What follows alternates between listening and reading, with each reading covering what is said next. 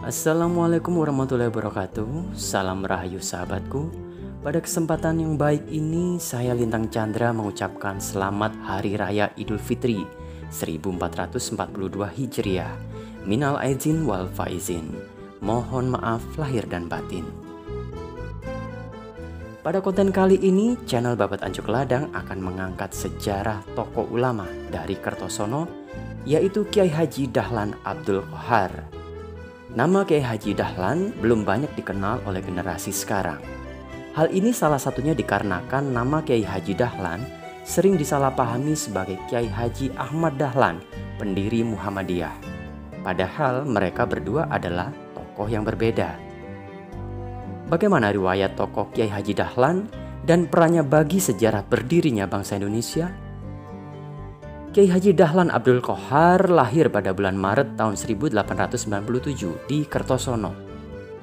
Ia dikenal sebagai ulama yang cerdas dan berpendidikan tinggi. Ia adalah lulusan sekolah zaman Belanda, HIS, dan Mulo. Hal ini menjadikannya sangat fasih berbahasa Belanda. Selanjutnya, Kiai Haji Dahlan memperdalam ilmu agama Islam di Pondok Pesantren Tebu Ireng Jombang dan Pondok Pesantren Jamsaren Solo. Ia juga pernah mengenyam pendidikan Madrasah Senawiyah di Mekah, sehingga membuatnya sangat fasih berbahasa Arab dan berwawasan luas. Pada tahun 1920, Kiai Haji Dahlan bekerja sebagai kontraktor di jawatan kereta api milik pemerintah Hindia Belanda. Sebuah pekerjaan yang cukup bergengsi dan berpenghasilan tinggi pada saat itu. Namun, pada tahun 1923, ia berhenti dari pekerjaannya dan memilih menjadi imam masjid dan guru madrasah di Kertosono.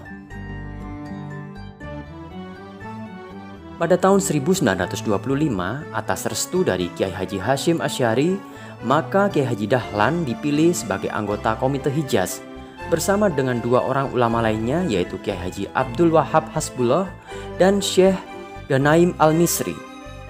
Komite ini berperan besar dalam mencegah dominasi kaum Wahabi di Saudi Arabia saat itu. Juga mendesak pemerintah Arab Saudi agar memberi kebebasan kepada umat Islam di Arab untuk melakukan ibadah sesuai dengan mazhab yang mereka anut. Langkah Komite Hijaz ini membuat ulama-ulama Islam Nusantara sangat disegani di mata negara-negara Islam dan dunia internasional. Menyadari akan besarnya peran Komite Hijaz, maka dikembangkanlah organisasi Islam yang lebih besar. Pada tanggal 31 Januari 1926, Kiai Haji Dahlan menjadi salah satu anggota yang mengesahkan berdirinya organisasi Nahdlatul Ulama atau NU yang berhaluan Ahlul Sunnah wal Jamaah. Sementara Kiai Haji Dahlan sendiri didaulat menjabat sebagai sekretaris PBNU yang berkantor di Surabaya. Kiai Haji Dahlan juga adalah seorang jurnalis yang sangat piawai dalam menulis. Pada tahun 1930, ia merintis tabloid Suara Nahdlatul Ulama dan ia sendiri menjadi pimpinan redaksinya. Suara Nahdlatul Ulama menjadi saluran informasi agama dan isu-isu kebangsaan bagi umat Islam pada akhir masa kolonial Belanda.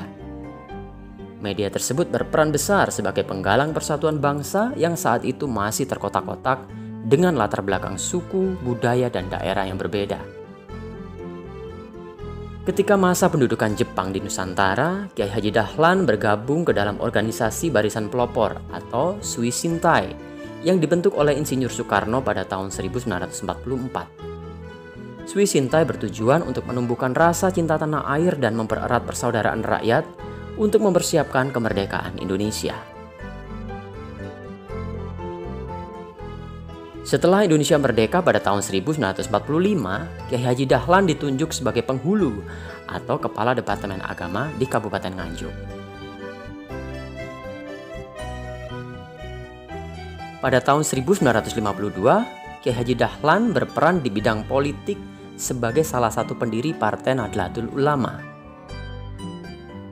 Karisma besarnya mampu menyedot massa yang besar dari masyarakat Nganjuk untuk bergabung ke dalam Partai Nahdlatul Ulama. Hal ini menjadikan Partai Komunis Indonesia atau PKI sulit berkembang di Nganjuk.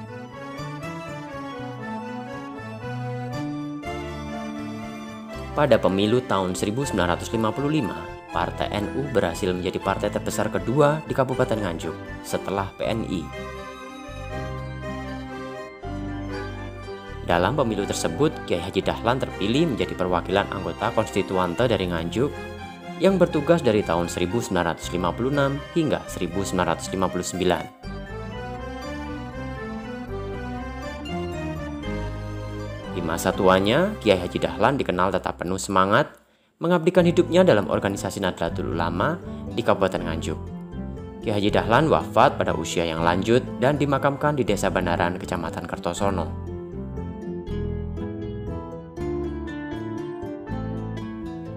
Sahabat, demikianlah ulasan tentang riwayat Kiai Haji Dahlan Abdul Qohar. Ikuti terus konten-konten selanjutnya di channel Babat Anjuk Ladang. Saya Lintang Chandra undur diri. Wassalamualaikum, salam rahayu dan jayalah Anjuk Ladang.